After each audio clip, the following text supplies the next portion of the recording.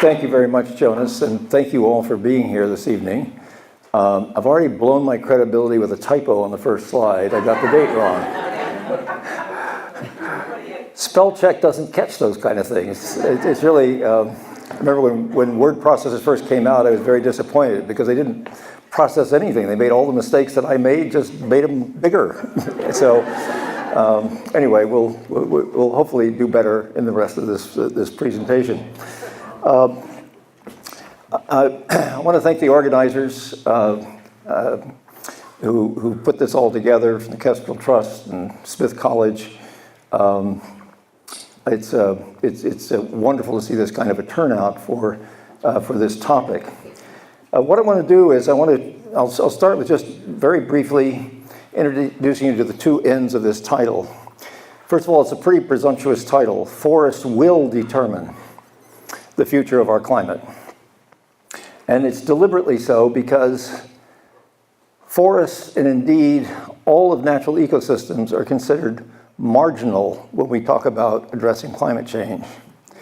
And what I hope to leave you with this evening is the understanding that they are central, and what we can do to make sure that they're able to do their job. So, New England forest, right? Everybody recognizes a New England forest. Something about it. This is a Bob Leverett picture. Thank you, Bob. We'll have more Bob Leverett pictures later in the program. You know, the rocks, the trees, the ground cover, the ferns, it's a very biodiverse forest. And, you know, there he is, just staring me down, right? Not the least bit intimidated by my presence. So I'm the intruder. It's his or her territory. But I also want to talk then about, move to talking about the climate system. And I promise you, this is the only PowerPoint slide we're going to PowerPoint you. And it's just up here for informational purposes. The climate system, it's pretty simple. The energy comes from the sun, light. It's absorbed by the surface of the earth. It's absorbed by the leaves of plants. It heats up the land, it heats up the ocean. Some of it gets reflected back into space before it ever gets to the surface of the earth or to the ocean by clouds, or by ice and by snow, by glaciers, by the Arctic sea ice, back in the days when we had Arctic sea ice. And what's happened is, because that Arctic sea ice has melted so rapidly, and we've lost so much of it, the Arctic is warming at over twice the rate of the rest of the planet. And that is not only changing the Arctic, it's changing weather patterns all the way down to the Gulf of Mexico. The jet stream is not your grandfather's jet stream anymore. It has been changed by the fact that the difference in temperature between our latitude and the North Pole is now less than it has been, nobody knows in how long.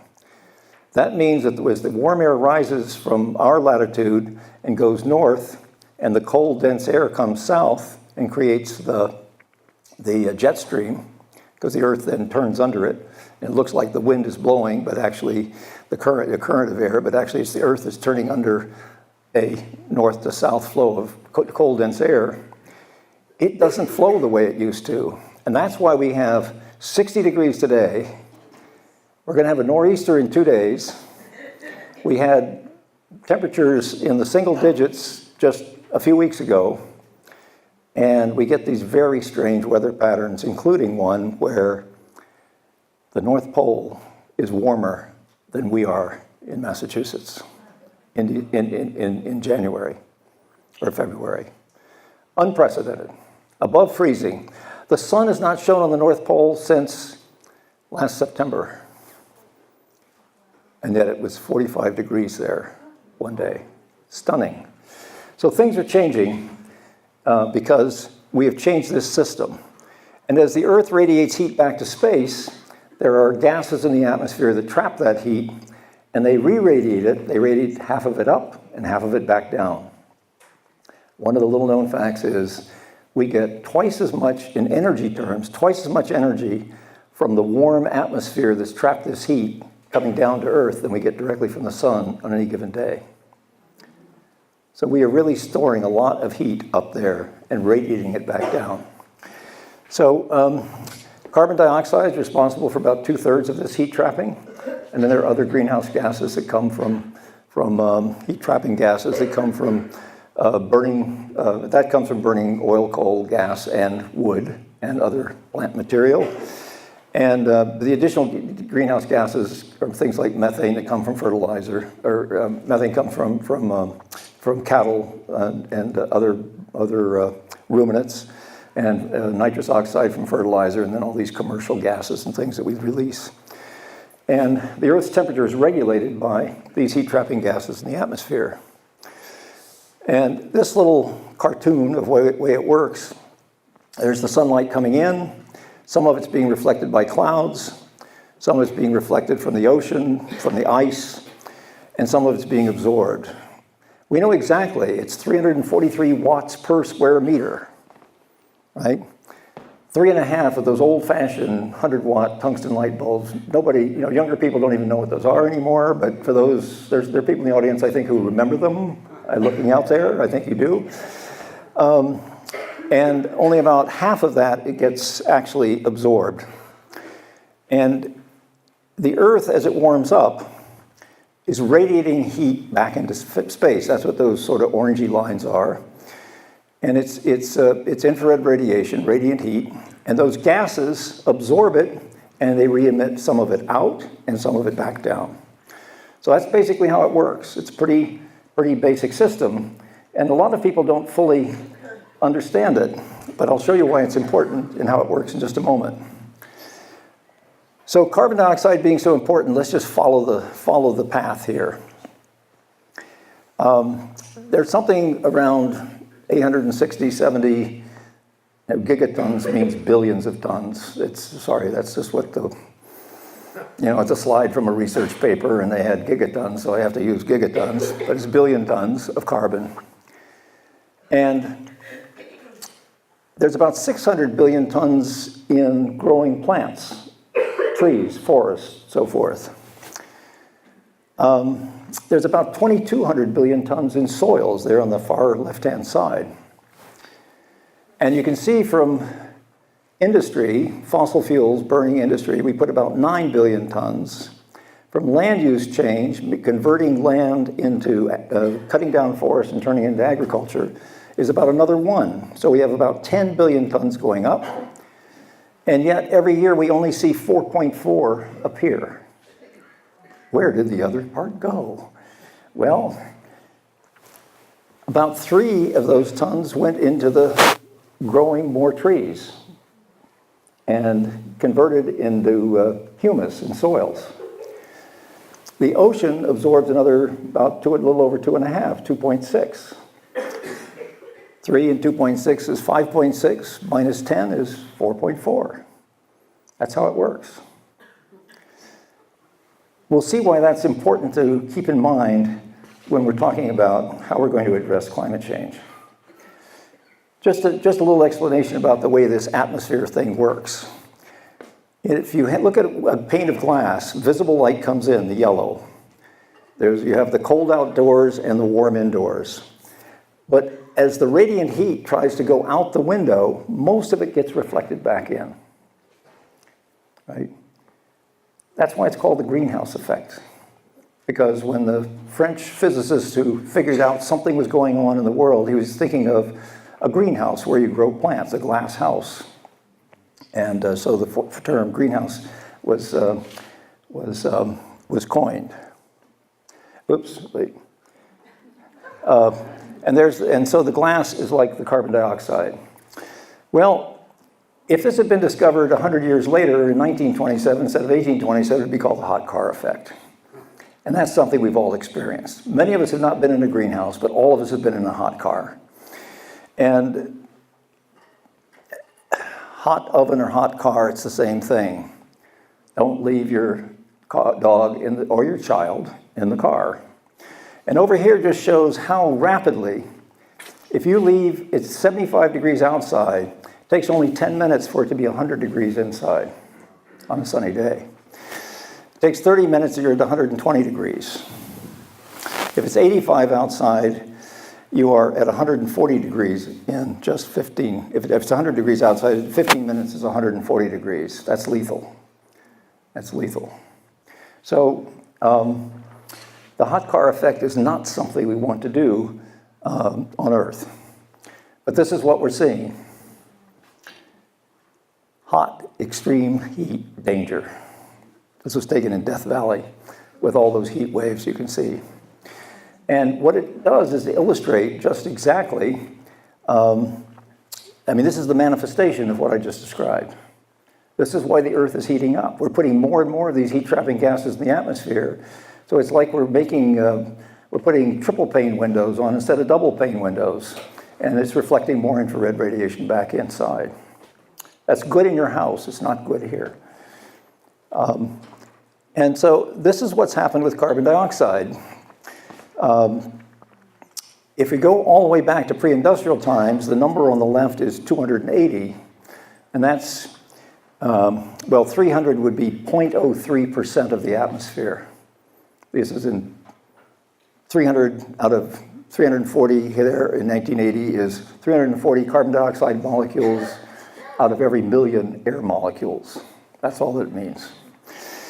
And it oscillates up and down with the seasons because these data were taken because there are more plants and things that are dependent on temperature. Everyone, please turn off your cell phone. That's two strikes. I get one more, don't I? There's much more land in the northern hemisphere than in the southern hemisphere, and so we get this cyclical oscillation for the average for the whole Earth because of that. Because in the wintertime, there's more carbon dioxide in the atmosphere. In the spring and summer, the plants suck it in and it goes down. And then next year it goes up and down like that. Yes? What's the significance of the number 350 that we see? Well, 350, all right, 350 is an arbitrary number. Okay. Bill McKibben is a great marketer. And he figured out, and he did it at the time we were just about passing 350. So he was saying, let's not go beyond this. But 280 is where we're meant to be in terms of the planet we had before. So 350 is just it's just an arbitrary number, but it's useful to have something that everybody agrees would be bad to go beyond. And so now we're up here over 4. We're at 406 or 7 or something like that right now. So that's a huge increase. And has it had an effect on temperature? It's had an effect on temperature. This is basically the thermometer record of measurements with a little bit of adjustments where you don't have thermometers everywhere, but there are about 7,000 stations around the world. Bradley Field is one of them. Logan Airport in Boston is one of them. Now with the internet, it's easy. They just send in the high temperature and the low temperature for the day, and it's not really the average, it's the median, if you're going to be technical about it. But it doesn't matter as long as you don't change the rules and do it the same way all the time. And then those are all gathered together, and each one is weighted by a jigsaw puzzle that's been created of the area around it. So for example, if there's only one station on Easter Island, there's a big ocean around there. That gets weighted a lot because it's representing a big area. Here in the Northeast, these areas are pretty small because we've got so many stations around. And then the black dot is the average for that year. And it goes up and it goes down. The green bars are the 95% confidence level, meaning statistically, 95%, it's 95% likely that the number is between the ends of those green bars. And you see the bars get smaller as we go closer to the present. We have better data. We have more stations. There were fewer stations back here. So you look at this and you watch how it goes, and it goes up and it goes down. It kind of levels out between 1940 and 1980, and then it just takes off. Just takes off. And look here, that's 2016 at the top, right? 2015 before it, 2014 before that. Now what's troubling is, if you look at worldwide emissions of carbon dioxide, they were constant in those 3 years. They did not go up at all. The emissions stayed the same, and yet it got warmer. Why? Why?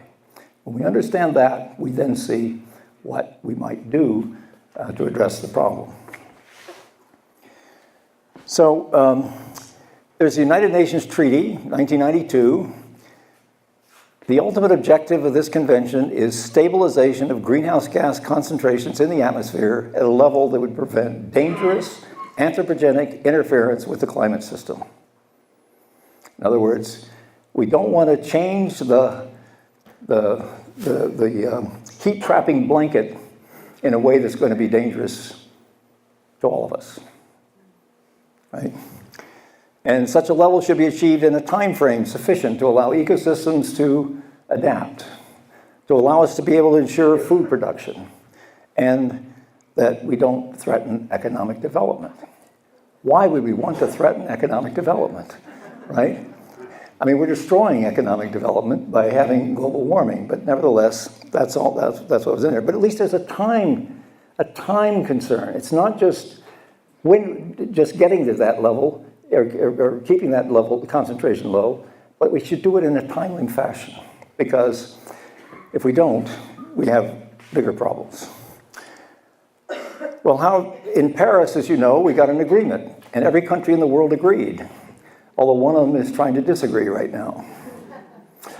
And makes you proud to be in America, doesn't it? You know, it's really pretty awful. So when you looked in December 2015, the goal was of the treaty, of the Paris Agreement, was to stay within 2 degrees, not to rise more than 2 degrees above pre-industrial temperatures, and to make every effort to stay at 1.5 degrees Celsius. Now, that's 3.6 Fahrenheit and 6.3 Fahrenheit. 3.6 is 2 degrees, and 2.7 is 1.5 degrees. If you look at everything that everybody proposed, it's going to be 3.5 degrees or 6.3 degrees Fahrenheit. If we did nothing, it would be 4.5 degrees or 8.1 degrees Fahrenheit. Okay, we've saved 1 degree C. We've gone from 8 to 6, if that's all we do. But the treaty says we'll keep trying to do more. And next year, all the countries are getting together and they're going to say, here's what I'm going to do more. And that's why it's unfair to Americans to have to be part of it, I guess. I don't know why. That's what our president told us. The treaty is unfair to Americans. We get to decide what we're going to do. We could say we're not going to do anything. Okay, fine. Others will do more. It's really a very strange situation we're in right now. Very troubling. Okay, so if we want to think about solutions, we have to think about how this really works. So you think about that diagram where we have carbon dioxide coming out of stacks and from clearing fields, and increasingly from burning bioenergy, burning trees to make electricity in Europe and in parts of the United States, burning plant material and calling it green because it comes from green plants, I guess. And we make it into ethanol in our cars. And in Europe, big demand for biodiesel. And so you'll see that that doesn't work very well either. But to understand how it works, how that works and what we can do about it, think of carbon dioxide as if it were water in a bathtub. Think of the atmosphere as a bathtub, and we have water in it at a certain level. That's the carbon dioxide. There's more coming in from the faucet, and there's some being drained out the other end. And you saw before that there were 10 units per year coming in and 5.5 going out. And so what's going to happen to the level in the bathtub? It's going to go up. And if it keeps going up, it's going to overflow.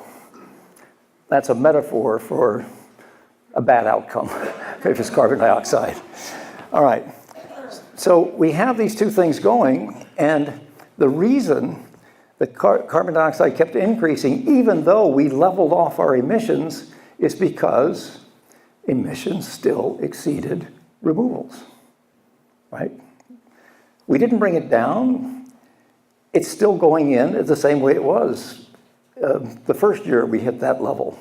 Now, it's good to have leveled it out, but actually we ticked up last year, 2017. But nevertheless, we're doing something, but we're not doing nearly enough. This is a simulation that was put together by John Sturman at MIT and his students. And basically what it shows, the blue line is the trajectory we've been on since 2000. He did this work around 2010. And so the blue line is the straight line extrapolation of what we were doing. And by the way, we've been still pretty much on that trajectory. And the blue line on this side is what it's done to the concentration of carbon dioxide in the atmosphere. So you can see that it goes up, and we were, in 2000, we were at about 300 and, I don't know, say 80 or 90 parts per million. And by 2100, we'll be at 750, right? Now, if we had just stopped adding it in 2010 and just kept it constant, just as we did for those 3 years, it would rise like the red line on the right. So better, but still it's rising, right? It's still growing. And the reason is, of course, because we're still exceeding the rate at which it can be removed by natural systems.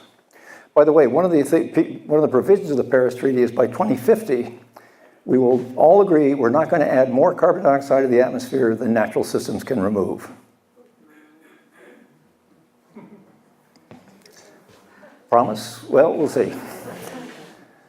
Okay, so what will we do to deal with this? Well, they did a scenario where they said, okay, suppose starting around 2020, just about now actually, 2018, we began dropping following that curve that went down on the left-hand side. What would that do to concentrations? And it's quite amazing.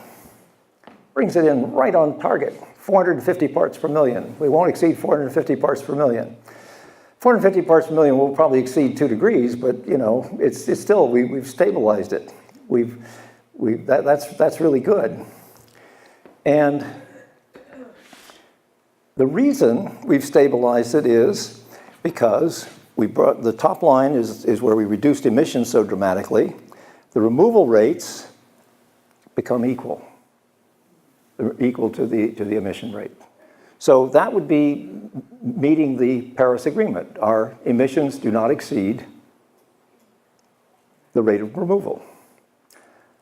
However, 450 is still too high to meet the 2-degree target, but that's another story, right? We've got to then figure out, is there a way to bring it down lower? And it turns out that there is. So you look at what's happening, where it says biomass, what they really mean by that is forest lands and soils, and it isn't just forests, it's everything that grows. It's grasslands, it's wetlands, it's everything, but we don't have there's not a little label on every carbon dioxide molecule that tells you where it's coming from and where it's going. So they can just aggregate it. So here's an idea. Suppose we were to plant a bunch of trees or somehow increase the amount of forests that we have, and that sequestration piece there is the growth of those forest lands, right? Growing forests, growing more trees somewhere, somehow. And what does that do to our level here? Well, not surprisingly, it brings it down. Because now the removal rate exceeds the input rate. You can see where this is going from my title. right? So it took an 80% reduction in fossil fuel emissions, and then we planted enough trees or let trees grow or did something to remove another 1.6 billion tons of carbon per year. So that's what it takes. Remember, we're putting 10 in, we're taking 5.5 out. With this, we reduce from the 10 to 2, and we plant trees, and we are now headed back down. It's slow, but we're doing something, and maybe we could do twice that amount of planting or growth, and if we go down faster, and that's the strategy I want to talk to you about. But first we have to look at realities. The forests of the world have not been treated well by humans. The dark green represents the remaining intact forests in the world, and the light green represents what it was 8,000 years ago. So at the end of the last ice age, there's a study just came out in 2014 that estimates that there are half as many trees on the planet now as there were 8,000 years ago. Half as many trees. Yes. Intact equals undisturbed? Yes. It means that it's still the original old growth forest, right? Of whatever type it is. It could be a boreal forest or a tropical forest or our temperate forest, whatever it is. Notice that in the United States, there's not much. There's only just barely 1% of original old growth forest in the United States, the lower 48. There's some in Alaska, but in the lower 48, we have cut it all at least once, much of it twice, 3 times, 4 times. And we continue to harvest it. I find this to be a remarkable slide. At the time the Puritans arrived on Cape Cod and at Plymouth, this was the forest coverage. Notice this, it's old growth forest and unceded Native American land in the US. What that means is, to turn it around, those are the lands we took from the Native Americans. If it was unceded, I mean, we didn't cede it to them. Of course, it was theirs to begin with. But nevertheless, it was, we've done, so the brown areas are areas that the Native Americans had in 1620 that were not forested. By 1850, the eastern United States looks like it has chicken pox or something. You know, it is, or it's a moth-eaten blanket of forest. 1850. If you look up here where Massachusetts is, it was almost completely cleared, except for basically this very western part of the state. But it was really cut back. There was very little original forest left. By 1926, that's all gone. It's gone. By 1990, it's really, there is not much of the original forest left anywhere in the lower 48. Well, this is just showing the areas that were covered and what happened since about 1850. And notice that the South has seen the biggest decline from about, say, 135 million hectares down to maybe 89 or something. Big drop. In the Northeast, in the North, we saw a drop that bottomed out around 1920, and then we've come back a little bit, but it has not really changed much since just before World War II. So we've not made much progress in area. And if you look at area, a map of the Northeast, well, look at this. What a lot of forest there is. Right? Those are all forest lands in the forest cover in the Northeast. We're down, you can see the Quabbin Reservoir right here. Oh, sorry, right here. There's the Quabbin. There's the Quabbin. Yeah. So here we are.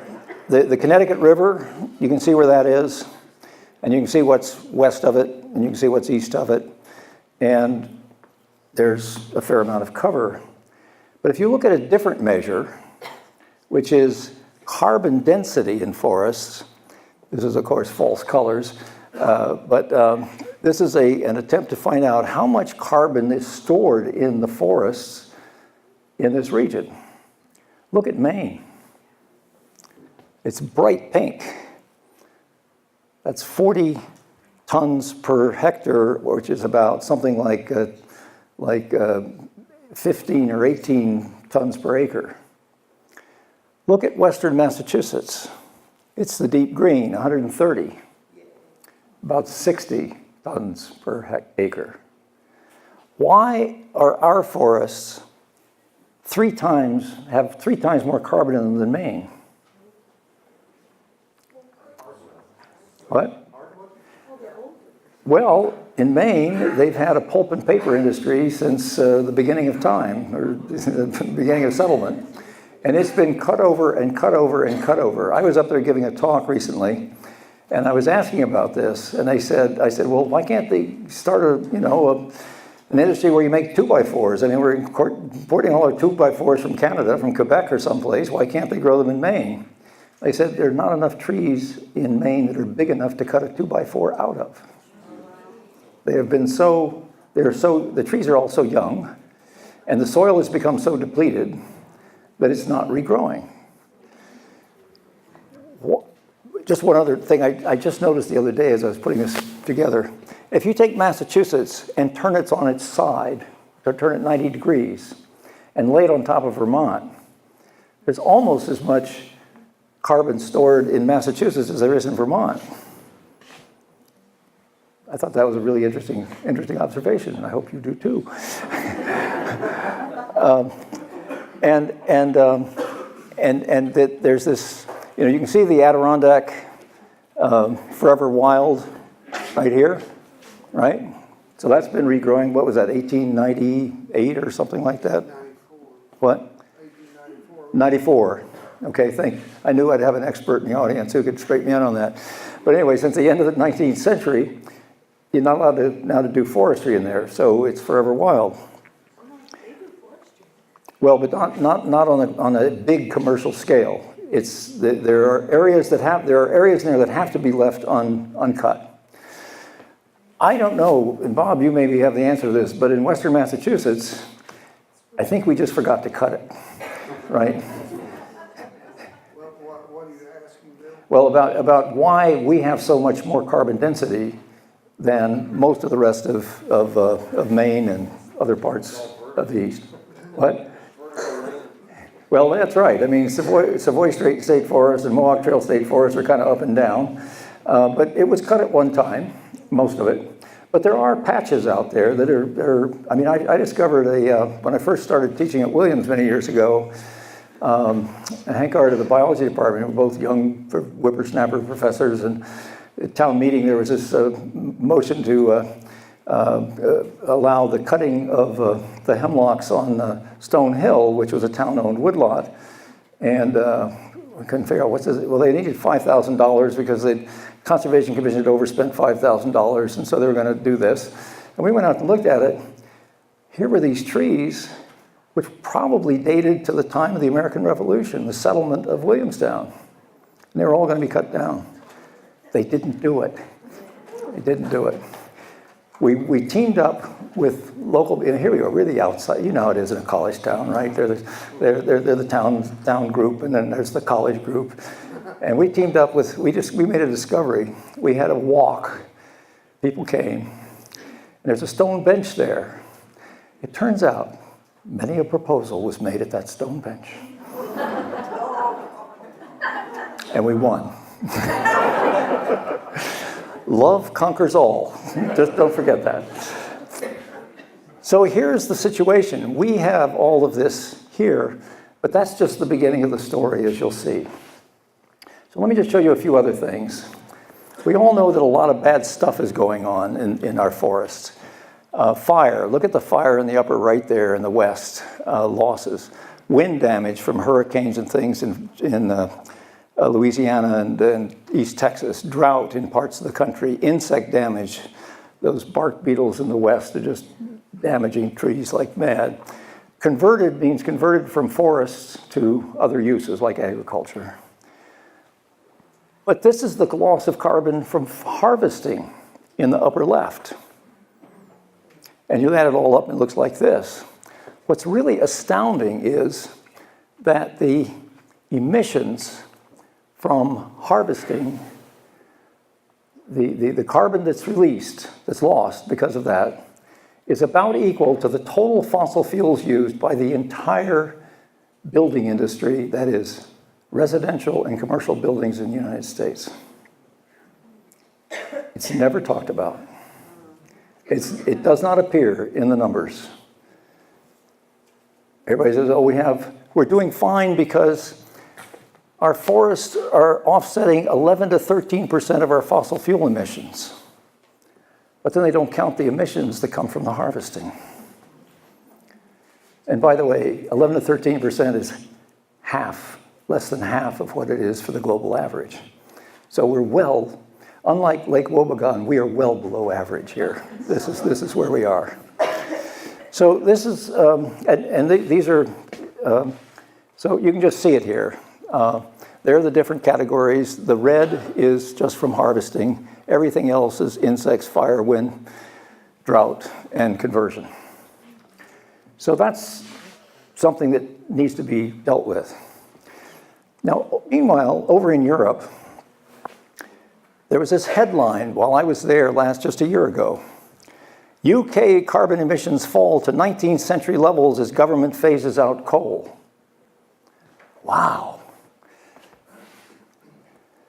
Here's the data. They showed this and inside, I mean, it was actually in the Times of London. So here we are, back in 1850. We're down here at whatever that number is. And by the time you get up to 1900, you see the line. That's the current level. So that's why we're in there. By the way, notice that they do typos too. United Kingdom CO2 emissions fell to 381 metric tons. No, it's 381 million metric tons. All right. The lowest non-strike level since 1894. The country's dramatic reduction in coal use is the main driver of the post-1990 drop in CO2. Now, I've worked with a lot of European scientists on climate change, and we've worked together on all sorts of things. And they're so excited that Europe is racing to get out of fossil fuels. But what they're doing is substituting wood and burning it in huge power plants. This is the biggest coal plant in Europe. And they now have converted 2/3 of it to burn wood. And it's wood pellets. And the wood pellets all come from the US and a little bit from Canada. Didn't we fight the Brits over something like this once before? I mean, you know. Well, here we are. So Drax, this was in 2014, 2015, about 4.8 million tons. It's now up to almost 6 million tons a year. And they count it all as zero. They call it carbon neutral. Now, I'm a chemist. And if I burn cellulose, wood fiber, it's made up of carbon and hydrogen and oxygen, and it reacts with oxygen and it forms carbon dioxide and water, just like coal does. In fact, it has about the same carbon dioxide emission intensity as coal does for heat. BTU. Yeah, BTU, carbon dioxide per BTU, if you like, is the same. The Intergovernmental Panel on Climate Change says the greenhouse gas emissions from burning biomass are comparable to fossil fuels. That's the first sentence in their section on it. If you make electricity with it, it's 50 to 70% more carbon dioxide per kilowatt hour. But it's zero on the books because the regulations say it's zero. Now, before we get too smug about this, the US Congress has passed a similar law that says all forest bioenergy shall be considered carbon neutral by all federal agencies. That was put in by our friends Susan Collins and Angus King up in Maine, because they're trying to revive this dead forest industry. There's a lot of unemployment. There's a lot of suffering up there. So I understand the motivation, but we're not looking to find new uses for coal to restore the coal industry in West Virginia. We're trying to find other things for people to do and have an economy there. We should be doing the same thing in Maine. And Massachusetts, with our great Global Warming Solution Act and everything else, has been moving in the direction more and more of counting all bioenergy as either carbon neutral or simply ignoring it. And I'll talk about that right at the end. So basically, this is just showing that roundwood, whole trees is the big source. And this is just showing the growth in these pellets and exports. And then I'm going to show you some of the following pictures may be disturbing. These were taken in North Carolina, which is the source of all this wood pellet production. I was just down there 10 days ago, or 12 days ago. This has been going on now started about 8 years ago. And this is what happens when you have a pellet industry in the area. So the pellet industry has cut this down. There it is. That's what it looks like after they've been through. This is a direct quotation from the Enviva website, which is the website of the company that makes the pellets. Wetland forests. Enviva suppliers take extra care by using specialized harvesting equipment and techniques that minimize environmental impacts and protect soil and water quality. There it is. Pretty stunning. Drax, the company that burns the pellets in the UK, we never cause deforestation. It's on their website. Well, now they're saying, well, clear cuts are just a management system, and and you don't understand. You see, we take sawdust that's left over from sawmills. They're cutting the big trees into wood that goes into house buildings. The sawdust collected, it's made into a pellet. An NGO down there called Dogwood Alliance followed from the cutting to loading the trucks to following the trucks directly into the Enviva plant. And there was a British film crew there for a channel in London doing this for a British audience. I was absolutely delighted to see that they were doing that. Here's an aerial picture of Enviva, and you can see they do have a lot of sawdust, but it comes from grinding up all these whole trees. These are all trees. These are whole trees. All of that is whole trees. And so they don't just use sawdust and forest residues. Here's another picture of it, so you can see the whole thing laid out. It's pretty extraordinary. 850,000 green tons a year from this one plant alone in North Carolina. There are 3 of them in eastern North Carolina. They're trying to build a 4th. And where are these all built? In low-income communities of color. And I was invited to a panel discussion down there last September. And this woman who's an African-American woman who's in one of these communities and a spokesperson for them just gave the most eloquent plea. The amount of asthma and things that their children suffer from this is horrible. The air pollution is awful. And they're just destroying the whole area around where these people live. Now, we can think about how we might do this differently. One thing would be not to use bioenergy. Bioenergy is not carbon neutral. As I said, it's more intensive, carbon intensive than coal. And if your goal is to make electricity, you can make it with solar panels, right? And solar panels, the last time I looked, don't emit any carbon dioxide at all. And let me just share one other little calculation we did. So you look at the efficiency of the conversion of wood heat to electricity, and at the very best, it's 25%. So you get 1/4 of the heat energy converted to electrical energy. But that wood was made with solar energy. And the photosynthetic efficiency of sunlight energy to combustible heat energy is about 1% in a forest. So the efficiency from solar energy to electricity is 1/4 of 1% of the energy. You can go out and buy solar panels today that are 20% efficient.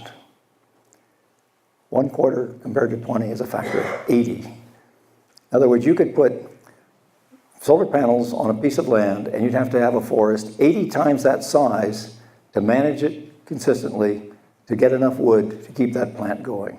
And it would be emitting things all along. And by the way, it's cheaper to buy solar panels than to do this. So why are they doing it? Imagine cutting it, making the pellets, shipping them across the ocean, trucking them to the site and burning them. $1.2 billion in subsidies goes a long way to making it economically feasible. So a group of us got together, wrote letters to the European Parliament that was about to vote on this. We got 796 scientists from Europe and the US to say it's not carbon neutral and it's not a good idea. And they voted some very weak amendments which basically are unenforceable. So this will continue for the next, till 2030 at the rate they're going. All right, well, let's start looking at the bright side. Well, we can plant some more trees. I mean, here you can see there's planted forest or integrated in the natural forest here. You can sort of see where it was cut over before. I'm afraid this looks an awful lot like a monoculture to me, but at least it's trees. We can plant more trees. We can restore degraded forests.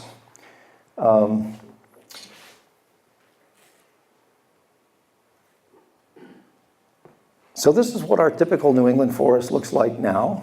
And I'm going to ask Bob Leverett to come up here and talk about what this might grow into, because here is a novel idea. We don't have a lot of open land that we could add new forests to, or even that were formerly forests that we could put back in forest. There's just not a huge amount of that land. We can take an area that's been cut over and we can replant it, and we can have, in another 100 years, we'll have a forest there. But Bob, if you want to come up and just show, if we allowed these young trees, these are young trees. These trees are I don't know, 30, 40 years old maybe. That one, of course, is older. That's a bigger one. There are a few bigger ones in here. But what would happen if we allowed this to grow? And I'm just going to show you some photos that Bob has taken. He is the master of the trees and forests of Massachusetts, and knows. I'm going to show you some of his best friends here.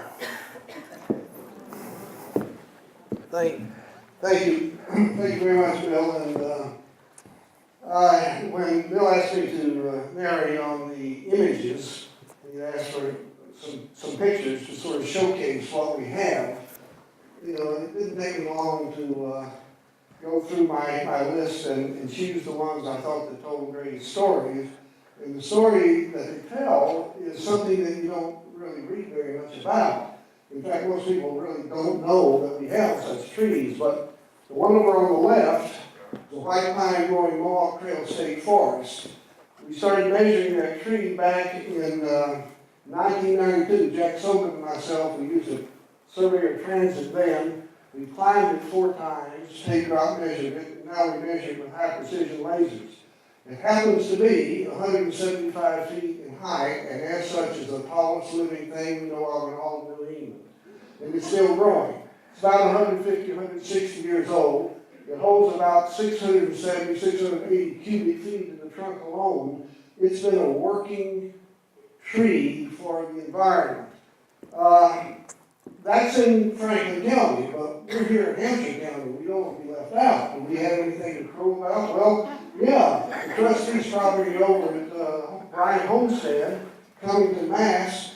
We've got the Bryan white pine there. We keep tabs on it. It's 164 feet, so it becomes a 50-meter tree.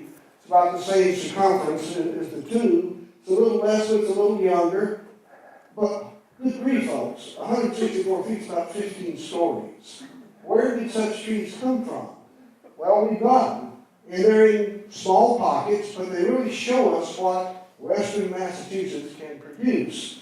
And you really won't read that in silvicultural journals or anything like that. It takes a bunch of very obsessed people to want to do this. And my wife will attest, I'm obsessed.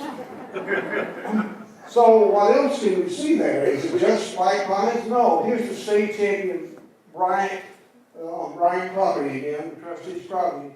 It's a black cherry. Most of us know the species. It's not particularly large and impressive. Well, this is the state champion. It's a little over 9 foot circumference, about 100 feet in height. It's totally emergent. Jared and Ray here flew a quadcopter over the top, and you look at it and you think, hey, that's a rainforest type of a tree. But it's not in South America, it's here in Massachusetts. Where do these trees hide? Where do you hide something like that? And nobody seems to know about it. Well, this is one you see my friend Will Bozan from Black Mountain, North Carolina. We were climbing this great tree here. And that's the Henry David Thoreau white pine. My friend Rich Higgins wrote a recent book about Thoreau in the trees. And he really went nuts over this one. It's 13.3 feet in circumference and 160 feet tall. It's almost 200 years old, and it's still growing. And it's in a forest that is partially old growth. We have about 1,200 acres of old growth left in Massachusetts, and I think we know every single tree in it. Well, we don't want to leave out the towns. Here's the state champion eastern cottonwood, Populus deltoides, on I think it's Columbus Avenue, just across the Housatonic River, in Pittsfield. And we've been keeping close tabs on that. It's 24 feet in circumference, about 86 feet in height. But again, these trees are monumental in size and in the work they do for the environment. Now, most people think cottonwoods don't live that long. Well, they don't. But a lot of them live over 200 years, and a few of them will live over 300 years. And if you can think of a tree that's getting up to that size and holding that much carbon, it's a working tree. Oh, I don't know who this guy is. Don't look at him too long. We don't want to forget Smith College. Now, I am a proud member of the tree committee here on Smith College, and we've got 4 state champions. But this is a tree that just, well, I wouldn't say it doesn't get any respect. I just say that not very many people really even think about it. It's on the line of the state. It's a tulip tree, Liriodendron tulipifera. And it's about 13.2 feet in circumference, about 130 or 132 feet in height, and it continues to grow. Well, I wanted to show you that because if you can see other tulip trees in here and there are other species, nobody pays attention to that. But that, some of these places, people walk by these trees all the time without us really thinking about them. When you take a tree that's been that size, that's been around for a couple of 100 years or more, think about the ecological services that it provides. And our old Northampton Wood Park. How many people have gone there, walked and whatnot? Well, I know every one of those times and I measured them. I won't tell you I put Miracle-Gro at the base of it. Right, but we've got a tree in here that's 140, almost 142 feet in height. If you look at the books and whatnot, you won't get any idea that we have anything like that. So I'm on sort of a crusade to try to get these exceptional places up in the consciousness of people so that we really have something to be proud of, but we also recognize the value that they offer us. I think that was, one more. Famous. That is the great sun-grown sycamore. Now, one of the things I do sort of on the side was I measure these trees for the state. And this one is the great sun-grown sycamore. You can see pictures of it in the late 1890s. It was a big tree then. It's 25.8 feet in circumference, about 112.5 feet in height. It has an average strand spread of about 135 or 136 feet. It probably holds 3,000 cubic feet of wood in its trunk and limbs. You can take 3,000 cubic feet, multiply it by the density. For that species, it's about 28 pounds per cubic foot, and then about 0.48 or so percent of that, 0.48, is carbon. You can figure out how much carbon this beast is holding in it, and it is really a lot. That tree is doing a lot for the environment. Good. Oh, thank you very much.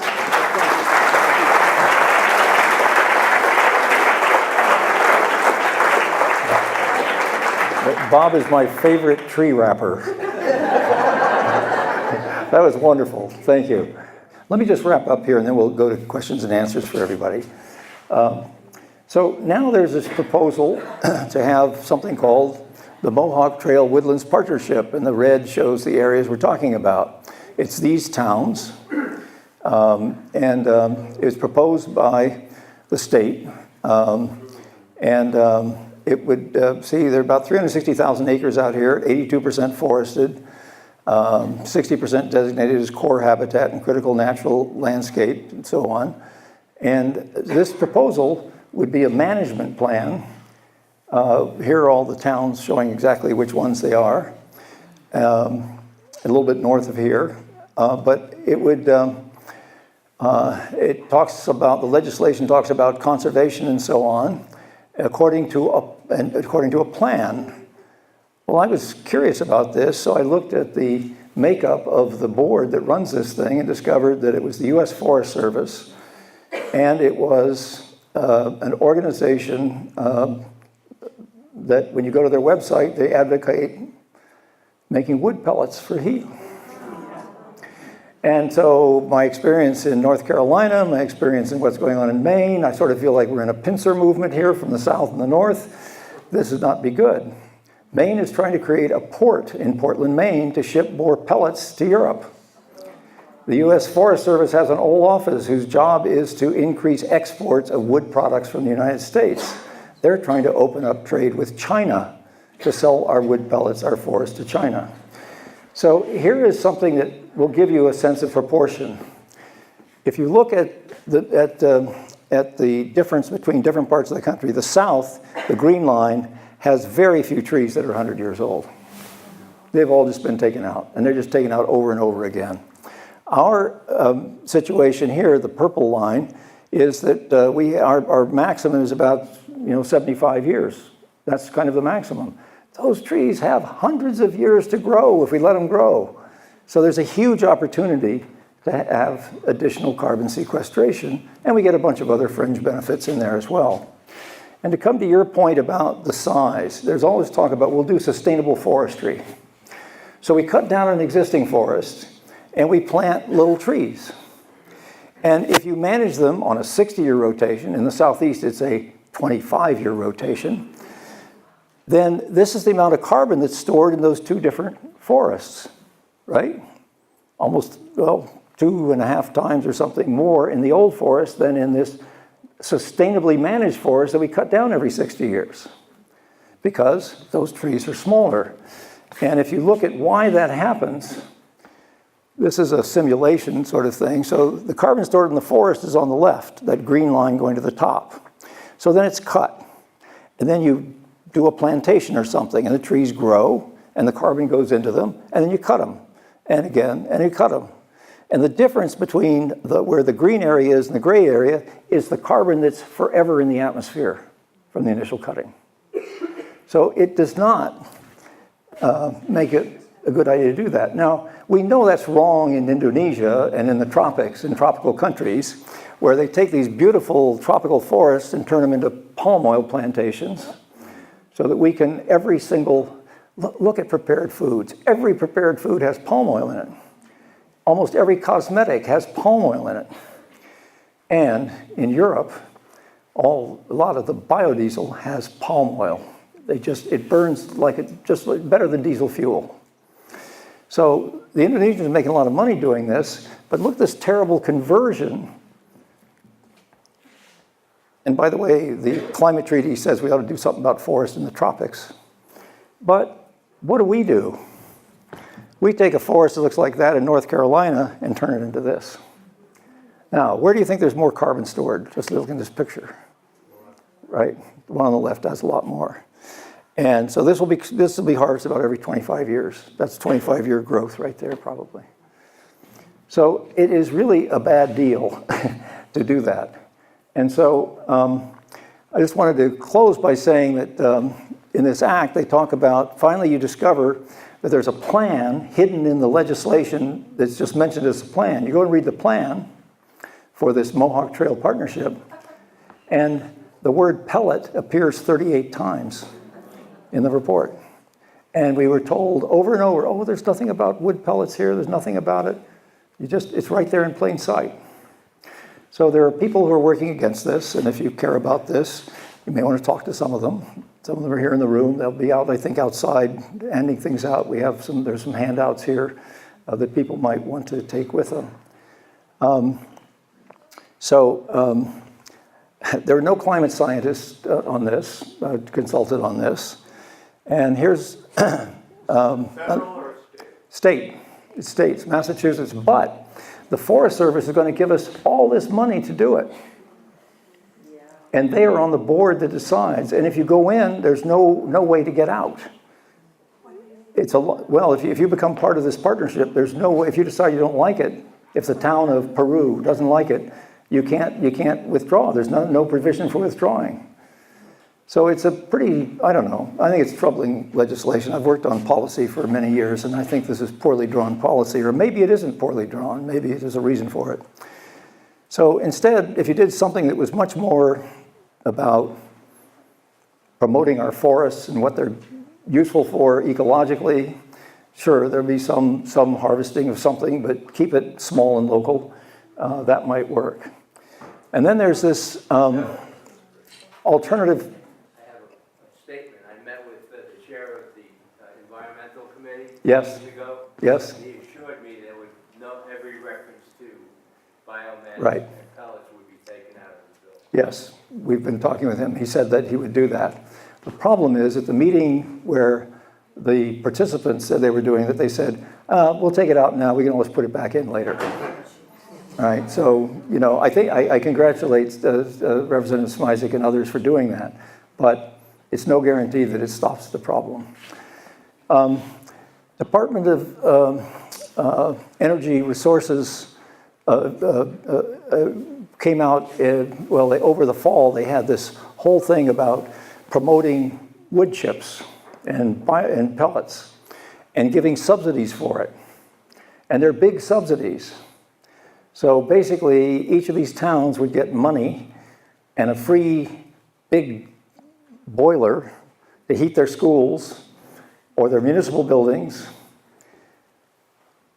You could spend about 1/10 that amount and insulate these buildings really well, and it would create local jobs.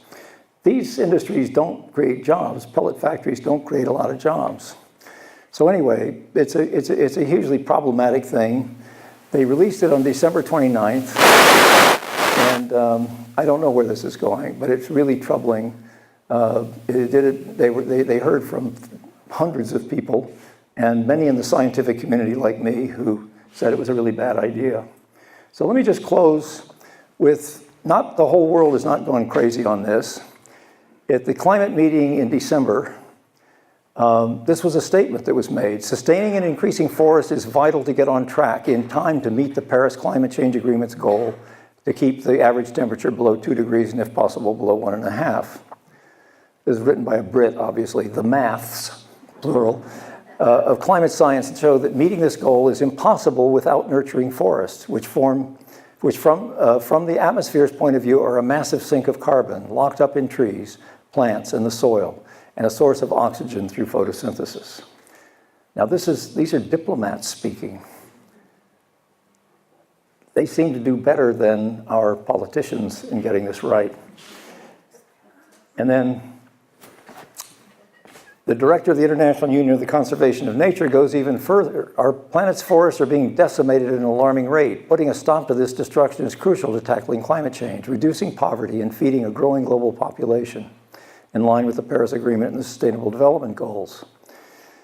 Nature-based solutions such as protecting and restoring forests can contribute over 1/3 of the total climate change mitigation required by 2030 to keep the temperature rise below 2 degrees.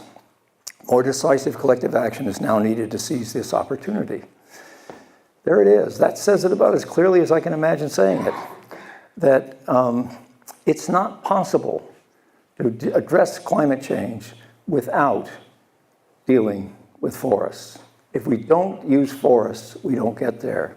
1/3 of all the carbon dioxide added by humans to the atmosphere came from deforestation and soil degradation. Rightly, we're focusing on cutting out fossil fuels, but it's fine to cut down on the faucet, but we also have to open the drain. Thank you.